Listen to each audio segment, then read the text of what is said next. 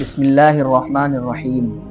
8واں باب معاشرت کے احکام و آداب اور باہمی حقوق۔ معاشرت کے آداب اور حقوق کی تعلیم بھی اسلام کی خاص اور اہم تعلیمات میں سے ہے، اور ایک مسلمان سچا اور پکا مسلمان جب ہی ہو سکتا ہے جبکہ وہ اسلام کے معاشرتی احکام پر بھی پوری طرح عمل کرے۔ معاشرتی احکام سے ہماری مراد باہمی برتاؤ کے وہ طور طریقے ہیں جو اسلام نے سکھائے ہیں،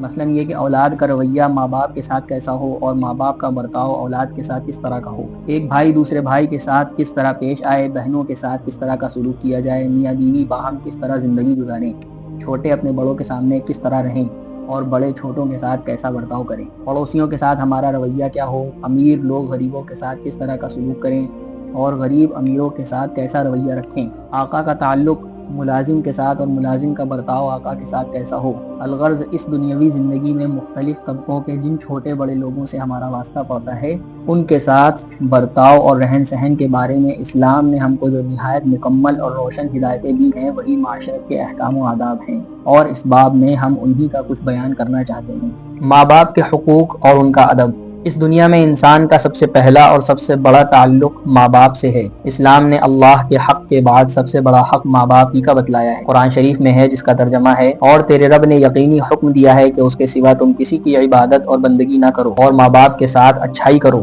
اگر ان میں سے ایک یا دونوں تمہارے سامنے بڑھاپے کو پہنچ جائیں تو ان کو اوہ بھی نہ کہو، اور ان سے ناراضگی کی بات نہ کرو، اور ان سے ادب و تمیز سے بولو، اور خاکساری اور نیازمندی کے ساتھ ان کی اطاعت کرو، اور ان کے حق میں خدا سے اس طرح دعا بھی کرتے رہو کہ اے پروردگار تو ان پر رحمت فرما جس طرح انہوں نے بچپن میں مجھے شفقت سے پالا اور پرورش کی۔ قرآن شریف ہی کی ایک دوسری آیت میں ماں باپ کا حق بیان کرتے ہوئے یہاں تک فرمایا گیا کہ اگر بالفرض کسی کے ماں باپ کافر و مشرک ہوں اور وہ اولاد کو بھی کفر و شرک کے لیے مجبور کریں تو اولاد کو چاہیے کہ ان کے کہنے سے کفر و شرک تو نہ کرے لیکن دنیا میں ان کے ساتھ اچھا سلوک اور ان کی خدمت پھر بھی کرتی رہے۔ آیت کے الفاظ یہ ہیں: اعوذ باللہ من الشیطان الرجیم، بسم اللہ الرحمن الرحیم، وَإِن جَاهَدَاكَ عَلَىٰ أَن تُشْرِكَ بِي مَا لَيْسَ لَكَ بِهِ عِلْمٌ فَلَا تُطِعْهُمَا وَصَاحِبْهُمَا فِي الدُّنْيَا مَعْرُوفًا۔ قرآن شریف کے علاوہ حدیثوں میں بھی ماں باپ کی خدمت و اطاعت کی بڑی تاکید فرمائی گئی ہے اور ان کی نافرمانی اور ایذا رسانی کو سخت گناہ بتلایا گیا ہے۔ ایک حدیث میں ہے ماں باپ کی رضامندی میں اللہ کی رضامندی ہے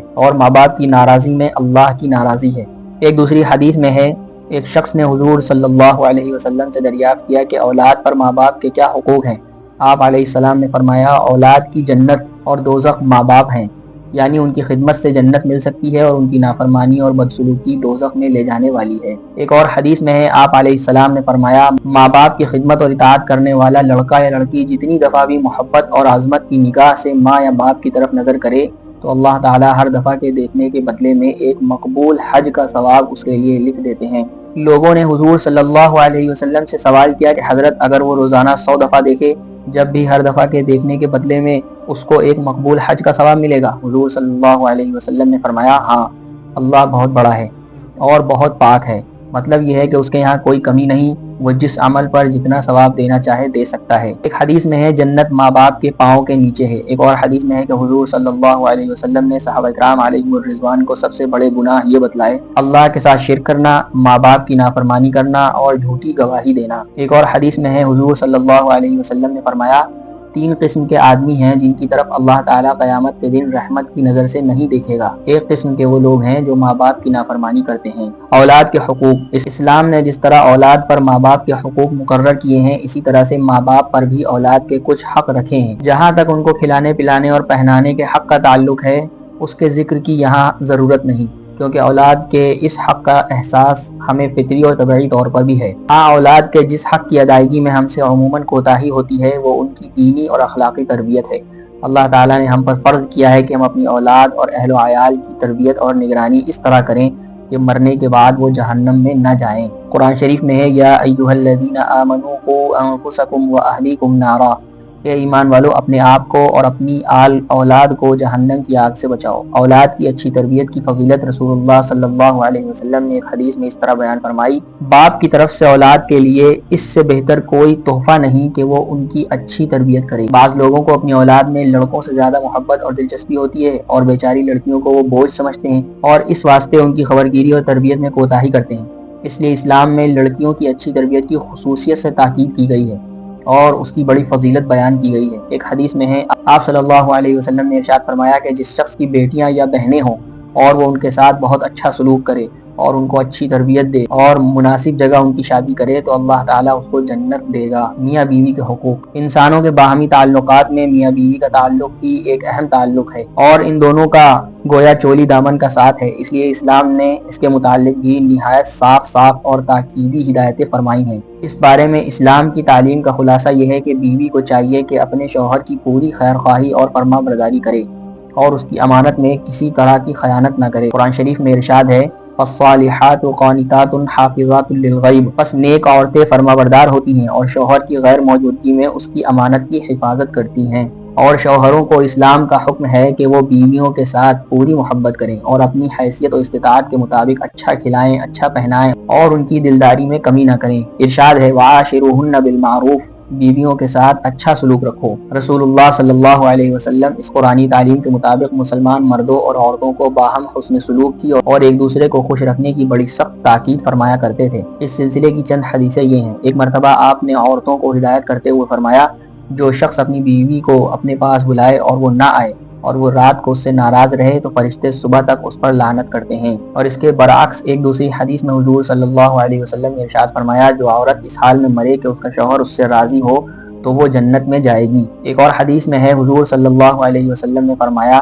قسم اس ذات کی جس کے قبضے میں محمد صلی اللہ علیہ وسلم کی جان ہے، کوئی عورت اللہ کا حق اس وقت تک ادا نہیں کر سکتی جب تک کہ اپنے شوہر کا حق ادا نہ کر دے۔ اور ایک اہم موقع پر مسلمان کے بہت بڑے اجتماع میں خاص مردوں کو خطاب کرتے ہوئے آپ صلی اللہ علیہ وسلم نے فرمایا، میں تم کو عورتوں کے ساتھ حسن سلوک کی خاص طور سے وصیت کرتا ہوں، تم میری اس وصیت کو یاد رکھنا، دیکھو وہ تمہاری ماتحت ہیں اور تمہارے بس میں ہیں۔ ایک اور حدیث میں حضور صلی اللہ علیہ وسلم نے ارشاد فرمایا، تم میں اچھے وہ ہیں جو اپنی بیویوں کے ساتھ حق میں اچھے ہیں۔ ایک دوسری روایت ہے کہ رسول اللہ صلی اللہ علیہ وسلم نے فرمایا، مسلمانوں میں زیادہ کامل ایمان والے وہ ہیں جن کے اخلاق اچھے ہوں اور اپنی گھر والیوں کے ساتھ جن کا برتاؤ لطف و محبت کا ہو۔ عام قرابت داروں کے حقوق، ماں باپ، اولاد اور میاں بیوی کے تعلقات کے علاوہ آدمی کا ایک خاص تعلق اپنے قرابت داروں سے بھی ہوتا ہے۔ اسلام نے اس تعلق اور رشتے کا بھی بہت لحاظ کیا ہے اور اس کے اعتبار سے بھی کچھ باہمی حقوق مقرر کی ہیں۔ چنانچہ قرآن مجید میں جا بجا ذوی القربہ کے ساتھ اچھے سلوک کی تاکید فرمائی گئی ہے۔ قرابت دار، رشتہ دار، اور اسلام میں اس شخص کو بہت بڑا مجرم اور مہا پاپی بتلایا گیا ہے جو رشتہ داری اور قرابت کے حقوق کو پامال کرے۔ ایک حدیث میں حضور صلی اللہ علیہ وسلم نے فرمایا، قرابت کے حق کو پامال کرنے والا اور اپنے برتاؤ میں رشتوں ناتوں کا لحاظ نہ رکھنے والا جنت میں نہیں جائے گا۔ پھر اس سلسلے میں رسول اللہ صلی اللہ علیہ وسلم کی ایک خاص تعلیم اور تاکید یہ ہے کہ اگر بالفرض تمہارا کوئی قرابت دار تمہارا حق قرابت ادا نہ کرے تو اس کی قرابت کا حق تم اس صورت میں بھی ادا کرتے رہو۔ چنانچہ حضور صلی اللہ علیہ وسلم نے ایک حدیث میں فرمایا کہ تمہارا جو عزیز قریب تم سے بے تعلقی اور بے مروتی برتے اور قرابت کا حق ادا نہ کرے تو تم اس سے بھی بے تعلقی مت برتو، اپنی طرف سے تم اس کی قرابت کا حق ادا کرتے رہو۔ بڑوں کے چھوٹوں پر اور چھوٹوں کے بڑوں پر عام حقوق، اسلام نے معاشرت کے سلسلے میں ایک عمومی اور اصولی تعلیم یہ بھی دی ہے کہ ہر چھوٹا اپنے بڑوں کی تعظیم و تکریم کرے اور ان کے سامنے ادب لحاظ سے رہے، اور ہر بڑے کو چاہیے کہ اپنے چھوٹوں سے محبت اور شفقت کا برتاؤ کریں اگرچہ ان میں باہم کوئی رشتہ داری نہ ہو۔ اسلام کی نظر میں یہ چیز اتنی اہم ہے کہ حضور صلی اللہ علیہ وسلم نے ایک حدیث میں اعلان فرمایا کہ جو بڑا اپنے چھوٹوں پر شفقت نہ کرے اور جو چھوٹا اپنے بڑوں کا ادب لحاظ نہ کرے وہ ہم میں سے نہیں ہے۔ ایک اور حدیث میں ہے، حضور علیہ الصلوۃ والسلام نے ارشاد فرمایا، جو جوان کسی بوڑھے بزرگ کی بڑی عمر کی وجہ سے اس کی عزت کرے گا تو اللہ تعالیٰ اس کے واسطے بھی ایسے لوگ مقرر کر دے گا جو اس کے بڑھاپے کے وقت اس کی عزت کریں گے۔ پڑوسی کے حقوق، انسان کا اپنے رشتہ داروں کے علاوہ ایک مستقل واسطہ اپنے پڑوسیوں کے ساتھ ہوتا ہے۔ اسلام نے اس تعلق کو بھی بہت اہمیت دی ہے اور اس کے لیے مستقل اور مفصل ہدایتیں دی ہیں۔ قرآن مجید میں جہاں ماں باپ، میاں بیوی اور دوسرے رشتہ داروں کے ساتھ حسن سلوک اور اچھے برتاؤ کا حکم دیا گیا ہے، وہاں پڑوسیوں کے بارے میں بھی اس کی تاکید اور ہدایت فرمائی گئی ہے۔ ارشاد ہے، الجار ذی القربى والجار الجنب والصاحب بالجنب۔ اس آیت میں 3 قسم کے پڑوسیوں کا ذکر ہے اور ان میں سے ہر قسم کے پڑوسی کے ساتھ اچھے سلوک کی ہدایت فرمائی گئی ہے۔ والجار ذی القربى سے مراد وہ پڑوسی ہیں جن سے پڑوس کے علاوہ کوئی خاص قرابت بھی ہو، اور والجار الجنوبی سے مراد وہ پڑوسی ہیں جن کے ساتھ کوئی اور تعلق رشتہ داری وغیرہ کا نہ ہو، صرف پڑوس ہی کا تعلق ہو جس میں غیر مسلم پڑوسی بھی داخل ہیں۔ اور والصاحب بالجنب سے مراد وہ لوگ ہیں جن کا کہیں اتفاقی ساتھ ہو گیا ہو، جیسے سفر کے ساتھی یا مدرسے کے ساتھی یا ساتھ رہ کر کام کاج کرنے والے۔ اس میں بھی مسلم غیر مسلم کی کوئی تخصیص نہیں ہے، اور ان تینوں قسم کے پڑوسیوں اور ساتھیوں کے ساتھ حسن سلوک کا اسلام نے ہم کو حکم دیا ہے۔ رسول اللہ صلی اللہ علیہ وسلم کی اس قدر سخت تاکید فرماتے تھے کہ ایک حدیث میں ہے کہ آپ صلی اللہ علیہ وسلم نے فرمایا جو شخص خدا اور یوم آخرت پر ایمان رکھتا ہو وہ اپنے پڑوسی کو کوئی ایذا اور تکلیف نہ دے۔ ایک دوسری حدیث میں ہے وہ مسلمان نہیں جو خود پیٹ بھر کر کھائے اور پہلو میں رہنے والا اس کا پڑوسی بھوکا رہے۔ ایک اور حدیث میں ہے حضور صلی اللہ علیہ وسلم نے ایک دفعہ بڑے جلال کے ساتھ ارشاد فرمایا خدا کی قسم وہ اصلی مومن نہیں، اللہ کی قسم وہ پورا مومن نہیں، واللہ وہ پورا مومن نہیں۔ عرض کیا گیا حضور کون پورا مومن نہیں؟ ارشاد فرمایا وہ مومن نہیں جس کا پڑوسی اس کی شرارتوں سے امن میں نہیں۔ ایک اور حدیث میں ہے حضور علیہ السلام نے ارشاد فرمایا وہ آدمی جنت میں نہیں جائے گا جس کی شرارتوں سے اس کے پڑوسی امن میں نہیں۔ ایک اور حدیث میں ہے کہ کسی صحابی نے حضور علیہ السلام سے عرض کیا کہ حضور فلاں عورت کے متعلق بیان کیا جاتا ہے کہ وہ بڑی نمازیں پڑھتی ہے، بہت روزے رکھتی ہے اور خوب خیرات کرتی ہے،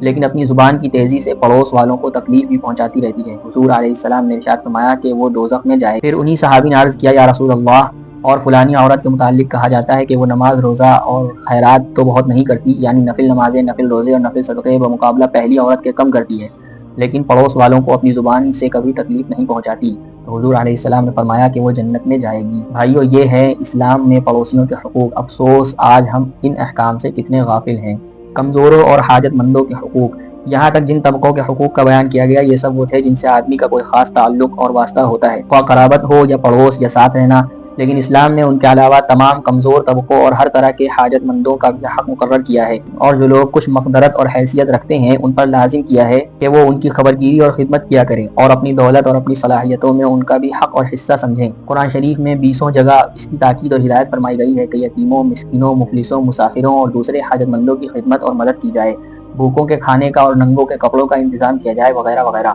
رسول اللہ صلی اللہ علیہ وسلم نے بھی اس کی بڑی تاکید و ترغیب دی ہے اور اس کی بڑی فضیلتیں بیان فرمائی ہیں۔ اس سلسلے کی چند حدیثیں یہ ہیں۔ ایک حدیث میں ہے کہ حضور صلی اللہ علیہ وسلم نے اپنی 2 انگلیاں برابر کر کے فرمایا کسی یتیم بچے کی کفالت کرنے والا شخص جنت میں مجھ سے اتنا قریب ہوگا جس طرح یہ دونوں انگلیاں ملی ہوئی ہیں۔ ایک دوسری حدیث میں ہے حضور علیہ السلام نے ارشاد فرمایا بیوہ عورتوں اور غریبوں محتاجوں کی خبرگیری اور مدد کے لیے دوڑ دھوپ کرنے والا آدمی راہ خدا میں جہاد کرنے والے کے درجے پر ہے اور ثواب میں اس شخص کے برابر ہے جو ہمیشہ دن کو روزہ رکھتا ہو اور رات کو نفلیں پڑھتا ہو۔ ایک اور حدیث میں ہے کہ حضور صلی اللہ علیہ وسلم نے مسلمانوں کو حکم دیا جو بھوکے ہوں ان کے کھانے کا انتظام کرو، بیماروں کی خبر لو، قیدیوں کو چھڑاؤ۔ ایک اور حدیث میں ہے کہ آپ علیہ السلام نے لوگوں کو چند ہدایتیں فرمائی اور اس ضمن میں فرمایا مصیبت زدوں کی مدد کرو اور بھٹکے ہوئوں کو راستہ بتاؤ۔ ان حدیثوں میں آپ علیہ السلام نے مسلم و غیر مسلم کی کوئی تخصیص نہیں فرمائی، بلکہ بعض حدیثوں میں تو آپ علیہ السلام نے جانوروں کے ساتھ بھی حسن سلوک کی سخت تاکید فرمائی ہے اور بے زبان جانوروں پر ترس کھانے والے اور ان کی خبرگیری کرنے والے لوگوں کو اللہ کی رحمت کی خوشخبری سنائی ہے۔ فی الحقیقت اسلام سارے عالم اور ساری مخلوق کے لیے رحمت ہے اور ہمارے آقا اور ہادی حضرت محمد صلی اللہ علیہ وسلم رحمت للعالمین ہے، لیکن ہم خود آپ علیہ السلام کے احکام اور پیغام سے دور ہو گئے۔ کاش ہم بھی سچے مسلمان بن کر ساری دنیا کے لیے رحمت بن جائیں۔ مسلمان پر مسلمان کا حق، قرابت اور پڑوس اور عام انسانی حقوق کے علاوہ ہر مسلمان پر دوسرے مسلمان کے کچھ اسلامی حقوق ہیں۔ اس بارے میں رسول اللہ صلی اللہ علیہ وسلم کی چند حدیثیں یہ ہیں۔ حضور علیہ السلام نے فرمایا ہر مسلمان دوسرے مسلمان کا بھائی ہے، اس پر لازم ہے کہ نہ اس پر خود کوئی ظلم و زیادتی کرے اور اگر کوئی دوسرا اس پر ظلم کرے تو یہ اس کو اکیلا چھوڑ کر الگ نہ ہو جائے بلکہ ممکن ہو تو اس کی مدد کرے اور اس کا ساتھ دے۔ تم میں سے جو کوئی اپنے بھائی کی حاجت پورا کرنے میں لگا رہے گا تو اللہ تعالیٰ اس کی حاجت میں لگا رہے گا، اور جو مسلمان کسی دوسرے مسلمان بھائی کی تکلیف کو دور کرے گا تو اللہ تعالیٰ اس کے بدلے میں قیامت کی کسی تکلیف سے اس کو نجات دے گا، اور جو شخص کسی مسلمان کی پردہ پوشی کرے گا اللہ تعالیٰ قیامت کے دن اس کی پردہ پوشی فرمائے گا۔ پردہ پوشی یعنی اس کی کوئی غلطی دیکھی اور اس کو چھپا لیا،